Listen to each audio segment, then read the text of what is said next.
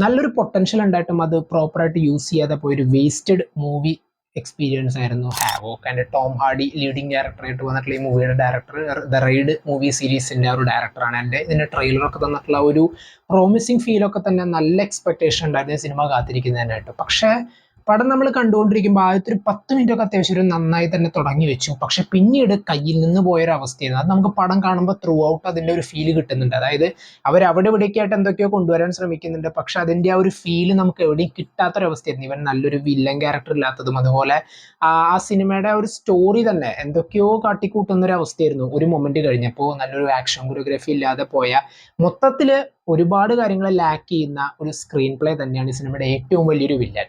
അത് തന്നെയായിരുന്നു ഈ പടത്തിനെ തോന്നിയ ഏറ്റവും വലിയൊരു പ്രശ്നം. കാരണം അതൊക്കെ ഒന്നുകൂടി കിടിലനാക്കി കുറെ ആക്ഷൻ കൊറിയോഗ്രഫി കൂടി അവർ പ്ലേസ് ചെയ്തിരുന്നെങ്കിൽ ഈ സിനിമയുടെ ആ ഒരു ജോണറിനോട് നീതി പുലർത്തുന്ന രീതിയിലുള്ള ഒരു എക്സ്പീരിയൻസ് കിട്ടിയേനെ.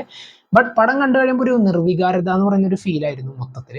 സോ എന്തൊക്കെയായിരുന്നു നിങ്ങൾക്ക് പടത്തെക്കുറിച്ചുള്ള അഭിപ്രായങ്ങൾ കമന്റ് ബോക്സിൽ നോട്ട് ചെയ്യാം.